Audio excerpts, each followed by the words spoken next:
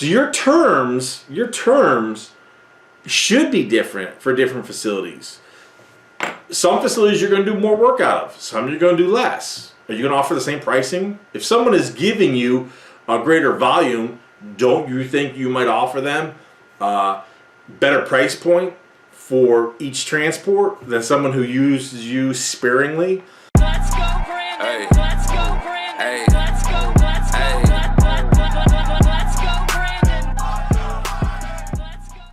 Hello everyone, it's Joel Davis with United Medical Transportation Providers Group, YouAreTheBroker.com, and Home Care Access. I have a lot of things I'd like to go through with you today, so let's see how far we could possibly get.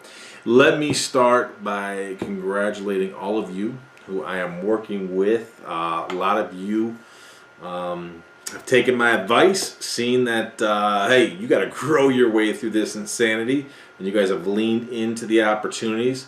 So we're working with a lot of people here to get a fast start at the beginning of the year. So kudos to all of you. Some of you who've still been straggling, sitting on the fence, get in the game. Get in the game. Quick side note. Our Home Care Access DVD series, now through the, we had 120 days, and I think on the November 30th is the last day, so save $500 on that series at homecareaccess.com, because as of December 1, that series goes up $500. Hey, 500 bones. It's a lot of donuts, a lot of pizza. That's pizza money. So listen, great questions. Always appreciate your guys' questions. Love the hater emails as well. But we don't have time to go through all that. We will focus in on some of your great questions. One that's very common, and we've been getting this for a long time. But again, right now, and this typically happens with us towards the end of the year, is crunch time. A lot of people are trying to get a fast start for next year, and you got the holidays. So, we get a lot of repeat questions. Why do you not offer contract services without your one-on-one coaching? Great question, great question. And what you have to understand is when I develop contracts and service agreements, even though that's not my name on it, my name is on that work. That's my work, that's my product. And I don't produce junk. So I know so many of you just want one of those put your numbers in, get your numbers out, one of those business in a box, one size fits all, cut and paste. We see it all. Listen, we don't do that. The thing is that what happens is, if I were to just create contracts or service agreements, I have to ask a lot of questions. And in asking questions, so many times I could see that you want to do something and you don't have the capacity or the means to accomplish what you're trying to do. I.e., you're trying to bite off way more than you could chew. You're trying to go after a contract you just can't do. You're not well positioned. So what always happens is that if I were to, which I don't have to because, well, we're just not desperate and this is not the way we work. But if I were to, here's what would happen. If I were to offer my services just to help people create contracts, create service agreements, I absolutely guarantee you, pennies to marbles, 9 out of 10 times, as I am asking you key information, it's going to completely steer off in a different direction, because we're going to go down the rabbit hole of trying to improve your business, to put you in a position to go after the type of work that's in the contract or service agreement, RFP, RFQ that you're going after. So long story short, I don't need to, and it's not wise for me to put myself in a position where someone just retains my services just to create a contract. What I would do if I were you, if that's what you want, go get your, business in a box. Do your own cutting and pasting. Go find some White Walker websites. Do something like that. You got to understand too. There's a lot of different types of contracts and service agreements, even between different facilities of the same type, model, size, shape, everything. You're gonna have different terms. So you should not go into contracts or service agreement, because we get every single day, I guarantee you, no less than one time, every single day, at least one time, someone is going to email us and ask us, do you have a sample agreement? Do you have a sample contract? No, absolutely not. We don't. We don't provide it for the reasons I'm explaining to you. So your terms should be different for different facilities. Some facilities you're going to do more work out of. Some you're going to do less. Are you going to offer the same pricing? If someone is giving you a greater volume, don't you think you might offer them a better price point for each transport than someone who uses you sparingly? Dispatching Made Easy. If you're using Dispatching Made Easy, one of the benefits, some of the things you want to include in a service agreement, is the opportunity for them to use your facility feature in Dispatching Made Easy, so they don't need to pick up the phone and call you all the time. They have their own portal. And once they see the convenience of being able to submit trips and correspond with you, and you accept them and allow them to see the trips, who's picking them up, have everything time-stamped, verification. When they see things like that, that's added value. Not every facility needs those added values, those added benefits. So again, we're never going to offer. So many people contact us. Do you have a sample template? Do you have a template contract? No, we're not going to do that. I cannot say this enough. Because so many people who will, once they do retain our services, and we pull back the covers, we dig deep, we start looking through, peel back the layers, looking at the business, and I see some of the contracts and service agreements. Again, I've mentioned this in other videos. It is so apparent. It just screams naivete, rookie-ish, if that's even a word.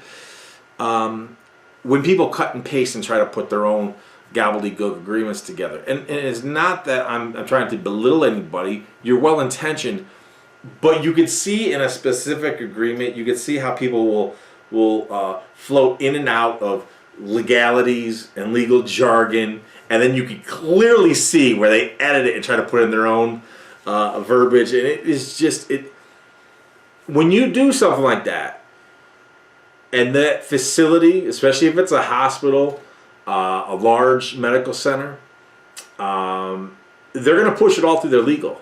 And when they see that, it just screams, these people are desperate. We can name our price. We're going to get whatever we want out of them. It just screams that you're a rookie.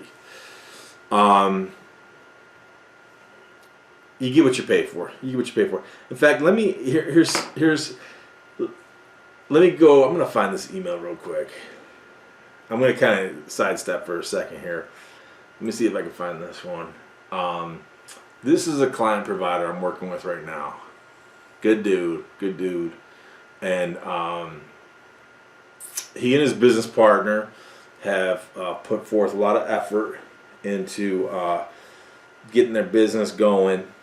And this is why you don't do a one-size-fits-all. This is why you don't do I jokingly call it a business in a box. Here's an example where he followed our information, which is great, well-intentioned, putting forth great effort, love it.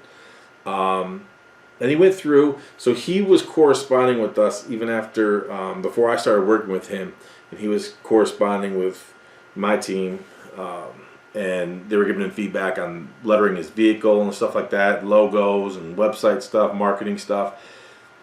And so then once I started working with him, I offered my feedback and gave him greater insight into how his vehicle should be lettered. I told him why, and I had my media guys get in there and tweak it and make some new mock-ups so he could use that to have his vehicle done. And anyways, he says in response to, I'm not going to read the whole emails to you, but in response he says, I'm very impressed. I love it. Thank you. And then when I was talking about his executive welcome packet, I said to him, using the updated images, because again, we did mock-ups for his vehicle, what they're going to look like once they're lettered. I said, using the updated images, I created your executive welcome packet that is definitely different from the one you created. You'll notice your version is high on visuals and imagery, but low on content that is targeting the executives and facility staff you plan to target. This is where I continue.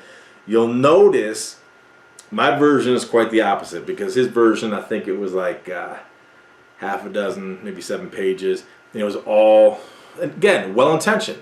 This guy's doing the best he can. He put a lot of pictures and imagery there, so it looks pretty. But you're not. It screams naivete in terms of the content is not targeted. It's a lot of imagery, high on image, low on content. And if I'm meeting with case managers, directors, administrators, executive director, whoever from a facility, they want to know about you. They want to know about your business. They want to know about your capacity. They want to know about how you're solving the problems. They don't need to be convinced anymore of the growing elderly population. They don't need to see pictures of happy, smiling elderly people in a wheelchair. They're already sold. They already know the situation. They need to know more about you and how you're going to solve the problem. So I said, you'll notice my version is quite the opposite. My goal is to be high on content that leads to your credibility despite you literally having no history. I said, you'll notice I add quite a bit of specificity, and then I continue, without saying SHIT, because your company is new and literally has no history. So we want good targeted content that's going to lend to your credibility. But when you're new and you're starting out, well, you don't have a history to draw on. This is where, again, this is why I always say you get what you pay for. You get what you pay for. And so he says, laugh out loud. Yes, I see how you did it. This is gold. Amazing work. And then I had some more notes here in the email, and I gave him some more instructions. Because the executive welcome packets is what we create for our clients that we're doing one-on-one with. Because you want to have something in hand when you go meet with these facilities. Again, if you're just going to start your business, sign up Medicaid with the broker, and you're going to be someone else's BITCH, you're just going to take whatever they give you, you're going to be a sharecropper, that's fine. As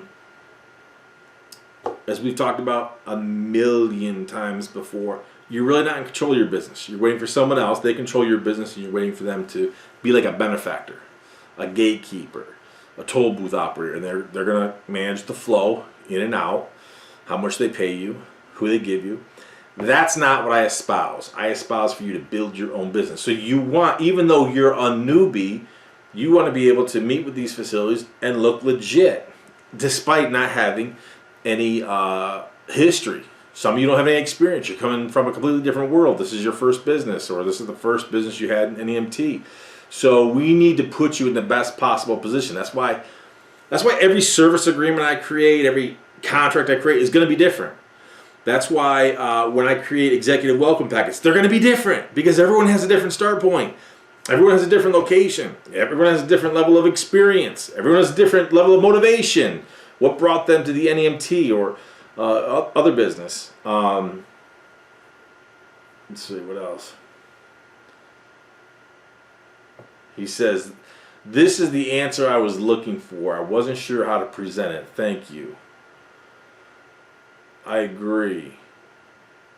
I wanted to create something to avoid excuses. Oh, this is why I really looked at his website, and I told him, I said, listen, well-intentioned, but again, some of you with your websites, Some of you guys get some good websites. Other people, and what's worse is that when some people have terrible websites, terrible logos, terrible content, and you try to be gentle and point it out to them, and they ain't having it. So we just back off and whatevs. Good stuff, good stuff. Everything is spot on. Makes a whole lot of sense to me. Look, I know I'm rambling on this point, but it's just so critical that, let me get back to where I was, to some of these great emails. As a quick side note, when he created his own version of an executive welcome packet, he literally used the rates that are featured in my ebook. And I told him, I said, dude, those rates are so far off from your market, as in like way off. So as you study my ebook, do not, I structure some of the rates for reimbursement for how you want to structure it, but your rates of reimbursement could be totally different, and they probably should be totally different, because those rates in there are probably outdated. So realistically, those rates in there, fuel's gone up, maintenance has gone up, everything. So those, do not take those specific rates. Use the same format, but definitely change your rates. So we changed his rates, and now he's in a position he's going to make some good money. Numbers in, numbers out, man. That's why, you know what? Let me go off on another great one. This is a great one. I've worked with who knows how many buyers or sellers, okay, with their NEMT home care business. I'm working with a seller and a buyer. This is probably, I've done this maybe like 8-10 times, where I work with both the buyer and seller, and it's great. It's great, when that happens. As I explained to both of them, I'm working with both of you. I've worked with both of you in the past. Both great people, both great opportunity. So whatever we do moving forward, we got to be smart, responsible, sensible, practical, and we absolutely, unconditionally have to develop a win-win solution, or I'm out. Love you both. We absolutely have to develop a win-win solution for both of you. The reason why I share this story with you, we haven't closed yet, but we will. It's a great opportunity for the seller to sell, and a great acquisition, great pickup for the buyer. The reason I share this story, this underscores, and it's just coming to me as I'm looking through these emails. It underscores why I say avoid the whole, business in a box type mentality. Numbers in, numbers out. One size fits all. The seller of the acquisition I'm talking about paid a nice little chunk of change to some guy who has no prior experience. I'm assuming no prior experience in the NEMT business, because he gave her, and it was like, 45, 50 pages long valuation. Numbers in, numbers out. That's all he looks at. Comes back with a valuation of just over $100,000. And I told her, I said, this is an absolute laughable joke. All you did was waste your money on this, because she has good contracts, she has good cash flow, she's hardworking, assets are her assets, i.e. her vehicles and equipment, in good condition. It's not like they all need to be recapitalized or anything. He literally gave her a valuation of just over $100,000. Absolute joke. It was heartbreaking to her. And I didn't know about any of this until she contacted me. It was heartbreaking for her. And the minute I looked through the valuation, I realized this is BS. This is business in a box. This is numbers in, numbers out. This is some White Walker stuff, even though you paid for it. This guy has no comprehension of NEMT. He has no comprehension of the valuation of your contracts or anything like that. And she's not, it ain't like she's doing all this Medicaid nonsense. Not even close. Good contracts, good cash flow. Long story short, we're able to pair her up with the buyer. And now, where her business valuation is a laughable, let's say 100 grand, even though it was just over that, maybe it was like 103 or 113. We got her a deal, it's almost $500,000. Almost $500,000. And it's a win-win for her and the buyer. We got creative, we're gonna have a good transition. I mean, it is an absolute win-win. We put everything in place to make it turnkey for our buyer to come in, a smooth transition for her as she transitions out of the business, yet helps the entire process and moves the business as it she is on a trajectory of growth. Again, it is just so laughable when I look at that valuation. Oh, it's phenomenal. It's 45 pages long. It's 50 pages long. Oh, look at all the data. Look at all the statistics. He had her business at just over 100 grand. And we got her on a deal that's almost $500,000. That's the type of stuff love. Absolutely winning. Absolutely winning. And great people. I'm so happy for them both because I've worked with them. Good opportunity. Quick side note, and I put these notes in here. Quick side note, if I'm working with you one-on-one, understand, I'm not going to chase you down. So it's like if I keep sending you emails and you don't respond, understand, I'm not going to chase you down. If you're not going to be big boy, big girl, then I'm just not going to chase you down. I'm with you for 60 days. I'm working with you for 60 days. If we go beyond 60 days, after we conclude our 60 days, my staff will send you an email regarding an opportunity for us to continue to work well beyond 60 days, because I have some people who keep me on retainer for a long time. But understand, I'm not chasing you. I'm not chasing you. You got to handle your business and handle it well. Now listen, this is a huge, huge topic. Huge topic for everybody. Everybody in every industry, doesn't matter what it is, service business, product business, fast food, retail, everything. Everybody is facing labor issues. It is absolutely insane. There's multiple reasons why. I know, and we've talked about this before. I know some of you get upset because I refer to them as man-made problems, and they are. And some people get upset with me. Oh, that's just your politics. That's just your opinion. Okay, whatever, man. Whatever. But you gotta... Did we have this problem a year ago, 2 years ago? I mean, take out all that COVID scam. Take out all that nonsense. Right now, we're paying people more money to stay at home. Now, and then we're also in a situation where people who aren't taking the magic elixir, they're losing their jobs. I mean, you want to talk about an absolute train wreck. You know, my wife is an OBGYN. People love her. She's a great doctor, all that kind of good stuff. And I hear the horror stories about what's going on in these hospitals, and she is just perplexed because she just sees the level of care just plummeting. Understaffed. They're so understaffed. Again, we're in such a scam dam. Bodies are stacking up. Yet you're getting rid of the people who don't take the magic elixir.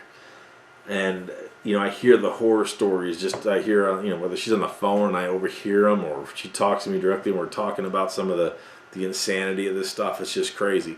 You got truck drivers. A guy who does a lot of contract work for me, not in my broker business, but he works on some of my property. He's about to lose his full-time job for the company that he works for, because he's not going to take the magic elixir. and they do subcontract work for a prime contractor who works for the state, the People's Republic of New York. I mean, I hear all those horror stories. It's absolutely insane. Absolutely insane. Absolutely insane. So that's why people talk about all this supply chain issues. It's absolutely insane. But my point is, everybody,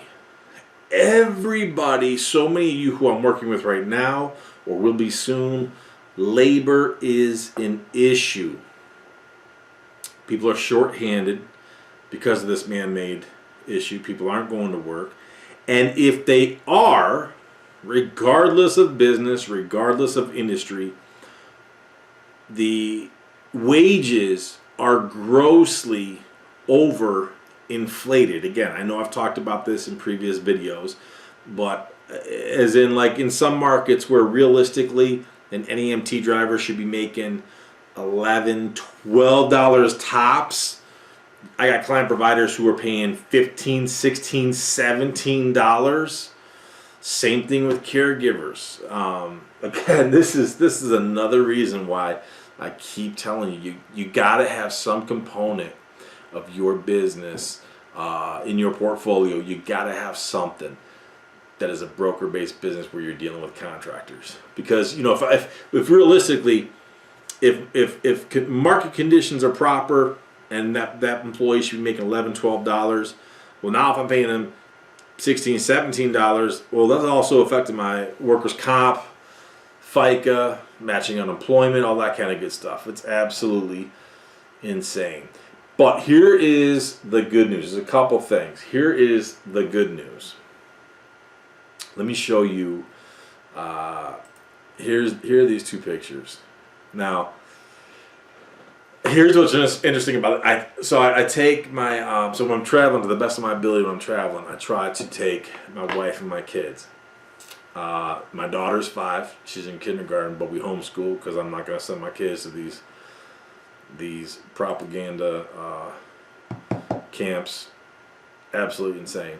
But so while we're traveling, we go to this water park, and so when we go to this water park, I see this one guy, and I'm just watching him all throughout the course of the day as I'm with my kids, taking them here, this slide, this water slide here, this water thing over here, all that kind of stuff. But this dude, you would never look at him twice walking on the street. But I'm watching him. I can't stop watching him because all he does is move. Not that he's moving fast, not that he's moving slow. He's just slow and steady. And it doesn't matter what the job is. And he's not one of the lifeguards on one of the, water slide, water features or anything like that. He's just like a maintenance guy. And he's just constantly in motion. He was doing garbage and cleaning this and sweeping that and pushing that and lifting this and all this kind of stuff. So then finally, I turn the corner, and this isn't a high traffic area. I see this. And this dude, it's not a toothbrush, but it looked like an oversized toothbrush. He's scrubbing the insides of this drain. And I'm like, dude, I've just watched you for how many hours doing this, going here, pushing that, lifting this, and all this kind of stuff, and no, out of sight, out of mind, whatever. No one else is paying attention. But I'm watching this guy constantly in motion. And now he's scrubbing the inside of a drain. I'll continue. So then you go into these. They're not like shower. They're not like a bathroom stall or anything like that. They're more like a shower stall. You can go in there, you can shower and change whatever, and they have different ones lined up. And so I'm walking by, and I see this girl. Now I've been waiting for my wife and my kids over. They're over here. I'm over here, and I'm waiting for them. And I watched her. I watched this girl clean this one over here. I'm like, man, she's like legitimately scrubbing. And then I see her go over to this one. And then I walk by and I see this one. And I see that she's up there. And this picture doesn't do it quite justice. But I'm sitting here watching this girl. She has no idea that people are watching her. She's scrubbing the very top of this, the shower rod, curtain rod. And then up in the corner, she's like scrubbing this thing. No one's ever going to see. No one's ever going to know. There could be an inch of dust or dirt there. No one's ever going to see. But she's scrubbing it all up. So I walk by and I'm like, man, I gotta get a picture of that too. So boom, I click a picture on my phone.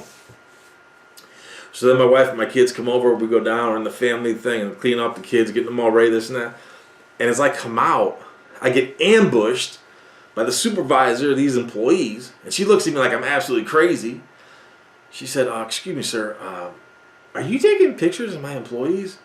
I said, well, yeah, actually I am. She looks at me like I'm absolutely crazy. She goes, can I ask why? I said, absolutely, you can ask why, and let me show you. And I pull out my phone. I said, I'm a business consultant, and a lot of my client providers have labor issues. And ironically enough, let me back up. Earlier in the day, they actually had to close down certain water features or slides or whatever you call them because they were short-staffed with lifeguards. So they'd have like this one water feature closed down for, I don't know, let's say 30 minutes. And they'd open it up, but they close a different one. So people kind of move around from different ones. So everybody's short-staffed. Everyone has labor issues. So I said, absolutely. And I show her these pictures. And I show her the picture of this guy. I said, look what this kid, I said, look what this guy's doing. I said, I don't know if you're telling him to do it or what, but I didn't see him interact with anybody. I didn't see him receiving any instructions from anybody. But this guy is cleaning the inside of a drain. I said, boom, let me show you her. Now, she probably saw me looking at her and thinks I'm like some pedo or something like that because this is a young girl or something. I said, look, this girl, I saw her on multiple stalls scrubbing the very tops of it.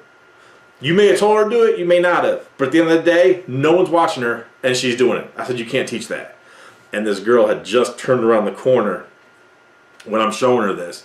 And you could tell she got a smile. This supervisor, manager, whatever she was, you could tell she was happy. And she thought I was, crazy, probably some stalker or something like that, even though I was stalking them. But when I explained why, and I told her, I said, I got to be honest with you. This is a testament to the people that you're hiring and probably you and the way you're training them. And you could tell she got all happy and everything. What is the moral of the story? My point is, through this long diatribe, there's still great people out there. There's still great people out there. We're all short-staffed. It's hard to find people. I always talked, if you've been watching my content, studying my material for any length of time, I used to always, I would call it something along like the 10-5-3-1 or something along those lines, 12, 6, 4, 2, whatever. But I used to say, okay, if you solicit 10 people, so if let's say you put an ad out there, whether it was on Indeed.com, a lot of people use Indeed.com, a lot of caregivers come from Indeed, drivers can come from Indeed. I've gotten a lot of contractors. Back in the day, I used to get some employees off of Craigslist. Amelia, found her on Craigslist. So my point is, you'll talk to 10 people. They'll see your ad. You'll talk to 10 people through email, quick correspondence. Half of them, you're not going, after the first communication, half of them are gone. They don't even reply correctly. You specifically need this, and they just totally just blow over that. So you already automatically know they can't even follow instructions, so you're throwing them out. So you start with 10, you come down to 5. Of the 5, okay, they're in the game. Her not so much, him not so much. You're left with 3. Talk to 10, throw out 5, communicate with 5, pare it down to 3, and have some interviews with those in person, Zoom, whatever you do, you hire 1. So again, this is what I used to tell for the longest time. I would say 10, 5, 3, 1. Talk to 10, consider 5, interview 3, hire 1. Sadly, as it is now, it might be 20, 30, 20 to 5, 3, 1, 30 to 5, 3, 1. Regardless of what it is, you just have to cast your net far and wide. Bottom line, you got to cast your net far and wide. So if you are using Indeed.com, if you're using a Craigslist, Facebook, just simple networking, if you're tapping in to some retirement groups, some people who are part of unions, and they maintain a database of their retirees. As I mentioned to other people, you may not be able to find a full-time driver, full-time dispatcher, full-time caregiver, but maybe you don't find one, but you find two, and you are able to provide coverage with part-time workers instead of full-time. My point is, there's still great people out there, but the 10-5-3-1 may not apply. It could literally be 20-5-3-1. It could be 30-5-3-1. Is that a bigger pain in the butt? Yes, but you know what? Sadly enough, these are the circumstances we're in, and we just got to deal with it. So now for my own little fun, and my own little ditties, only because you remember how in one of my previous videos how Paula said, forget his political views and all that. If you can get past. Well, just for my own fun, I just want to put a couple of these in here because inflation is devouring American paychecks. That's why I keep telling you, you gotta diversify. You gotta grow your way through this insanity. New reports have revealed eye-popping inflation numbers that were even worse than the experts had predicted. According to the Labor Department, the price of goods has risen 6.2% in the past year. In the last 12 months, gas prices have shot up 50%. Used car prices risen by 26%. On and on and on and on. In 1 year, the price of a gallon of milk has jumped from $3.38 to $3.36. Beef, bacon risen 20%. Eggs 11%. Yada yada yada. Here's what I absolutely love. Now, here's what I absolutely love. Here's why I like this. And I have some of my people research stuff for me, especially when I'm traveling. I don't have time, so they'll filter out. They know what kind of like what I'm looking for, and then after what they send me, I further pare it down to see what I like, what I could use. This right here. The president is also directly responsible for soaring energy costs, which are the result of his war on domestic energy. We all know that what was the first thing he did, as it says right here, President Biden put American energy producers on notice with his day one decision to kill Keystone XL pipeline. And you heard I was killing some more of the pipelines. And you wonder why gas is going up. You wonder why and you wonder why inflation's going up. And you wonder why energy costs are going up. And you wonder why all these ships are stuck out in the harbors. Thank goodness for Florida, Louisiana, Texas, who are opening up those ports to help keeping some of the supply chain moving. Absolutely insane. But forget his political views and all that. If you can get. What do I know? What's the fat man know? These are just my own little ditties here, just to further underscore that. Well, Joel, what does this have to do with your NEMT? What's this have to do with your home care? What's it have to do with your broker business? Everything. This affects your money. Politics directly affects policy, which directly affects your money. This one I absolutely loved. I can't find the video. Dawn sent me the video on this. I just can't find it. I think I deleted it by accident. I don't know. Controversial Biden bank nominee said, quote, "We want oil and gas companies to go bankrupt." Any of you who are in tune with the news would have seen her. I mean, Soleil Amarova, absolutely flippin' insane. Biden's pick for top bank and regulatory position said, quote, "We want oil and gas companies to go bankrupt." I wonder if that's going to further hinder price of gas, inflation, price of food being delivered, product being delivered. This Soleil Omarova, she was a law professor at Cornell University, graduated college in the USSR. Awesome. She was on I forget what it was called, some type of a full scholarship in the USSR. I forgot. And I had the video, I just can't find it. Absolutely insane. I'm sure many of you have already seen this because I've been traveling, so when I get a lot of this stuff, it might be old news, but it's just so critically important because for those of you who send me all your hate emails, for those of you who say things like, Forget his political views and all that. If you can get past that. this is what you co-sign. This is your side. This is what you co-sign. Now, don't get me wrong. I'm against the Democrat Party, but I'm also against the party of Judas. I mean, you look at the nonsense they just passed. This 1.2 trillion, all their nonsense. I mean, it was for the party of Judas that co-signed it. They're feckless, spineless, weak-kneed little soft. But I show stuff like this too because, again, here's what happens. So many of you who look, you got to own your vote. You got to own your vote. You can complain about Forget his political views and all that. If So- you can get past that. you got to own your vote. This is what you don't complain about stuff like this. And some of you, and you know who you are, but then you go on LinkedIn to pontificate. These are challenging times, and as owners and executives of our companies, we need to be creative and foster a great work environment, a great culture that wants employees to partake and to contribute in our business.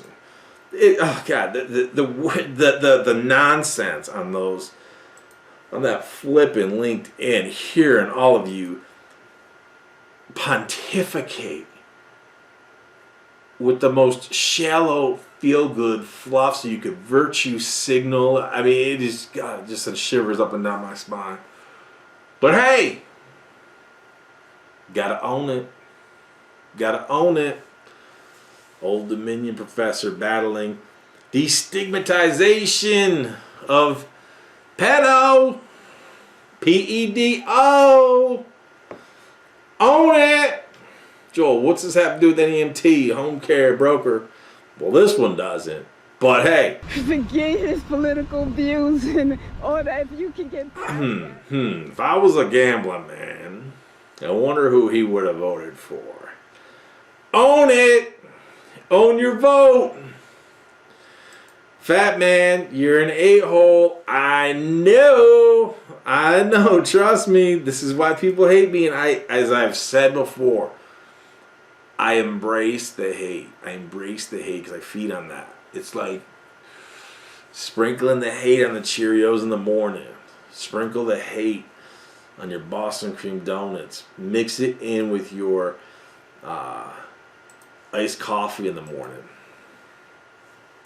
Listen, I'm going to cut this off here because I got to get ready. I got to get prepped. I got a meeting. Here's some good news. Here's a good little tidbit. Just so you know. Some of you who are in the know, most people have checked out a long time ago, but if you're still watching, you know. I secured my $6 million bet because we are in the eye of the hurricane. The storm is upon us, and I am so enjoying this show. I've been able to push that bet from $1 million up to $6 million. And it's going to be the easiest money I ever won. $6 million because I kept my eye on the prize, been patient, and I know what's going to happen. $6 million, I love it. And of course I'm going to push for 7. I just got to wait a little bit. I got to give another week or two when the timing's right, wait for things to further develop within the storm. You know I'm going to push these guys for 7 million. I love it. But again, not everybody knows what I'm talking about, but some of you who I've done one-on-one with, and you're in the know, already we secured $6 million. It's going to be the easiest money I made. So listen, I'm going to check this out because I got to go take care of some things. So I hope some of you who stayed all the way through, watched it all the way to the end, love you, appreciate you, and congratulate you. Hope you gained something out of this. Stay tuned because when you do, I'll see you at the top.